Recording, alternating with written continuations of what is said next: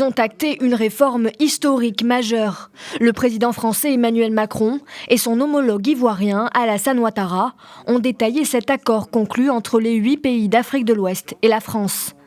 Ainsi s'amorce la fin de la longue histoire du franc des colonies françaises d'Afrique, créé en 1945 et qui est devenu le franc de la communauté financière africaine après les indépendances des années 1960. Ce samedi 21 décembre 2019 est un jour historique pour nos pays et pour toute l'Afrique de l'Ouest.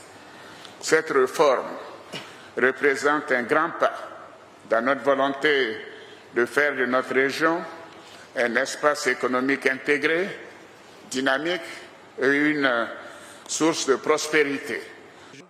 Mais le franc CFA a été perçu comme l'un des vestiges de la France-Afrique. C'est ce qu'a reconnu Emmanuel Macron en indiquant avoir entendu les critiques ayant enflé ces dernières années au sujet de cette monnaie. Donc oui, c'est la fin de certains vestiges, oui c'est une avancée. Je ne crois pas une seule seconde que ce soit la perte d'influence parce que c'est une clarté encore donnée à l'amitié. Moi je ne veux pas l'influence par la tutelle, je ne veux pas l'influence par l'intrusion.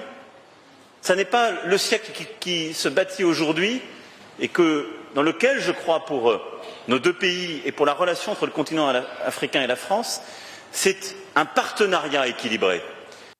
Pour les pays d'Afrique de l'Ouest, une nouvelle monnaie baptisée ECO verra le jour en 2020. Outre le changement de nom, la réforme prévoit l'arrêt de la centralisation de 50% des réserves des pays concernés au Trésor français et le retrait de la France des instances de gouvernance dans lesquelles elle était présente. Les pays concernés par l'accord, 8 pays de l'Union économique et monétaire ouest-africaine, le Bénin, le Burkina Faso, la Côte d'Ivoire, Guinée-Bissau, Mali, Niger, Sénégal et Togo. L'Afrique centrale, elle, ne se sépare pas du CFA.